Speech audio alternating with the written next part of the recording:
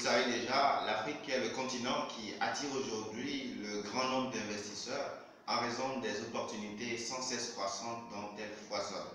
C'est l'un des rares continents, sinon le seul, où il existe des secteurs d'activité encore sous-exploités par les populations.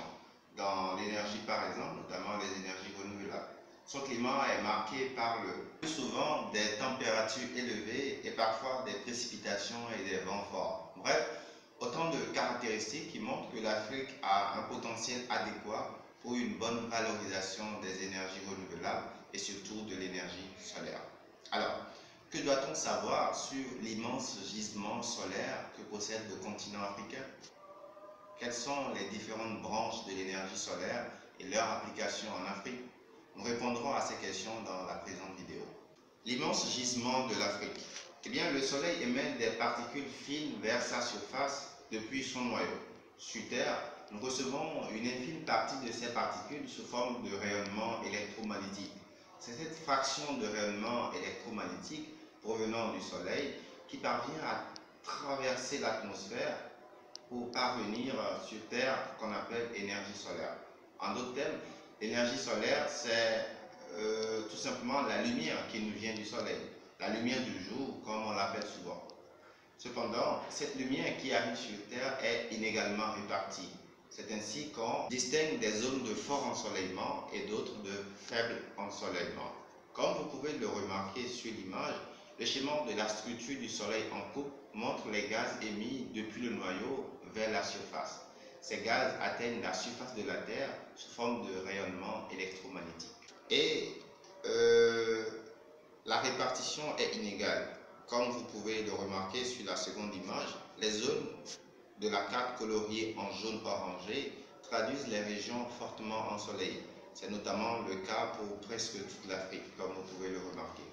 Et en regardant de près, vous pouvez distinguer qu'en Afrique, les pays soumis à un ensoleillement extrême sont nombreux et on distingue à côté d'autres qui sont soumis à des ensoleillements moyens. Tenez, 7 pays africains figurent sur la liste des 10 pays les plus ensoleillés au monde. Notamment l'Égypte, qui est le deuxième pays le plus ensoleillé de la planète, après les États-Unis, plus particulièrement la ville d'Assouan ou d'Abou Hamed, où l'on peut espérer trouver jusqu'à 10 heures d'ensoleillement possible. Le Soudan vient en troisième position dans cette liste, avec comme d'Angola la ville la plus ensoleillée. C'est d'ailleurs l'une des raisons pour lesquelles le Soudan est un pays déconseillé aux touristes. Le Tchad est le quatrième pays le plus ensoleillé, avec la ville de Karga, qui est sa ville la plus ensoleillée. En cinquième position, l'Afrique du Sud, dont le nord compte les zones les plus ensoleillées. Le Niger, qui occupe la 6e place. Le Madagascar, la 8e, après l'Australie. La 9e position est attribuée au Kenya, dont Mombasa est l'une des villes les plus ensoleillées. Remarquez sur ce schéma l'irradiation solaire globale annuelle de tous les pays d'Afrique. D'après les données que révèle la légende, l'irradiation solaire globale annuelle en Afrique se situe entre 1600 et plus de 2500 kWh par mètre carré par an d'ensoleillement. Tandis que le Gabon, par exemple, le sud-ouest du Congo, peuvent se retrouver à 1800 kWh par mètre carré par an d'ensoleillement. Ainsi, les pays tels que le Soudan, l'Égypte, le Tchad peuvent facilement avoir plus de 2400 kWh par mètre carré par an d'ensoleillement, tandis que le Gabon, le sud-ouest du Congo, peuvent se retrouver à 1800 kWh par mètre carré par an d'ensoleillement. Alors, quelles sont les différentes branches de l'énergie solaire et leur application en Afrique? L'exploitation de l'énergie solaire par l'homme peut être scindée en deux principales branches. La première, l'énergie solaire photovoltaïque, et la seconde, l'énergie solaire thermique. L'énergie solaire photovoltaïque consiste à transformer une partie des rayons du soleil en électricité au moyen d'une cellule photovoltaïque. Et l'énergie solaire thermique, comme vous le devinez, consiste plutôt à exploiter la chaleur dégagée par ces rayons solaires pour diverses utilisations. Et donc, en direct, par exemple, il s'agira des chauffe-eau, des chauffages solaires, des fours solaires, des cuisinières, des sécheuses solaires. En usage indirect, cette chaleur sera utilisée pour un second usage. On parlera d'énergie solaire thermodynamique. Revenons sur l'énergie solaire photovoltaïque. Elle consiste à produire l'électricité, comme on le disait tantôt, à partir d'une cellule photovoltaïque.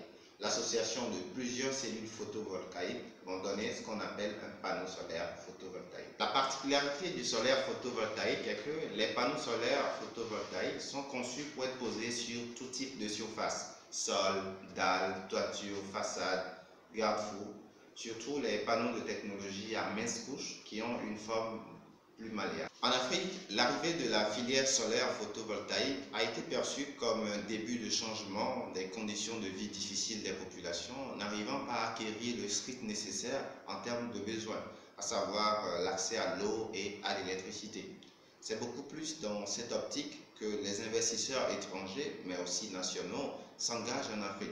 De ce fait, les différentes actions menées en ce qui concerne la filière solaire photovoltaïque sont de trois ordres. Le premier, il s'agit de la production d'électricité dans les centrales solaires photovoltaïques à l'ordre de mégawatts. Ainsi, on dénombre plusieurs projets de construction de centrales solaires à travers l'Afrique. Remarquez sur cette image la plus grande centrale solaire photovoltaïque du Sénégal. En deux, vous avez l'utilisation des panneaux solaires photovoltaïques pour l'alimentation électrique des motos. En trois, l'Afrique est un continent en développement, vous le savez, et son urbanisation passe par l'éclairage public en zone rurale et urbaine à travers les lampadaires solaires. Dans de nombreux pays africains aujourd'hui, nous rencontrons sur les routes qui relient nos villes des lampadaires solaires installés soit par le gouvernement ou les autorités locales, soit par des donateurs, ONG, associations ou personnes de bonne volonté. Bien que minoritaires dans l'échelle de développement du solaire photovoltaïque, certains particuliers investissent dans le solaire pour l'électrification de leur domicile et parfois pour l'alimentation en eau de leur foyer par des forages. Certains agriculteurs, mentionnons-le aussi, utilisent également les pompes solaires dans leurs plantations. Cependant, ces actions entreprises sont très minoritaires faute de moyens financiers des populations. Toutefois, il existe des applications du solaire photovoltaïque dans les populations africaines, même les plus défavorisées, notamment l'utilisation en miniature à petite échelle. Il s'agit des solaires photovoltaïques sur les appareils portatifs, les chargeurs solaires pour téléphones portables, les lampes solaires, les torches solaires, les kits solaires à moins de coût pour l'éclairage. Vous l'aurez certainement remarqué dans plein de marchés. Et donc l'énergie solaire photovoltaïque est la plus utilisée en Afrique sous cette forme-là et la plus commune. Pourtant, il existe d'autres secteurs du solaire exploitables en Afrique, notamment l'énergie solaire thermique. Elle désigne l'utilisation de l'énergie thermique du rayonnement solaire dans le but de chauffer un fluide, liquide ou gaz. Cette énergie reçue par le fluide peut être ensuite utilisée directement dans le cadre de l'eau chaude sanitaire ou du chauffage, ou indirectement pour produire de la vapeur d'eau, pour entraîner des alternateurs et ainsi obtenir de l'énergie électrique ou peut-être pour produire du froid. Et donc, en usage direct, les différentes utilisations de la chaleur solaire sont le chauffage de l'eau sanitaire et le chauffage du bâtiment. En usage indirect, on retrouve différentes utilisations, notamment la climatisation ou le froid solaire. Donc cette fois-ci, on utilise l'énergie solaire pour climatiser des enceintes précises. Et à la production d'électricité, où on utilise l'énergie solaire pour produire de la chaleur, puis de l'électricité, on parle de solaire thermodynamique. Ainsi s'achève cette vidéo. J'espère qu'elle vous a été vraiment utile. Si c'est le cas, mettez un gros pouce bleu là pour dire que vous avez vraiment kiffé. Si vous n'êtes pas encore abonné, faites-le maintenant. Dans la prochaine vidéo, je vous parlerai des différents atouts qui facilitent l'exploitation de la filière solaire en Afrique, des difficultés rencontrées dans la mise en œuvre réelle de la technologie solaire en Afrique, des avantages mais aussi des inconvénients qu'on peut avoir dans l'implantation de cette technologie en Afrique. Et nous allons clôturer en beauté avec 2 études de cas. Merci pour votre aimable attention. C'était Idem Safli. Je vous dis à très bientôt.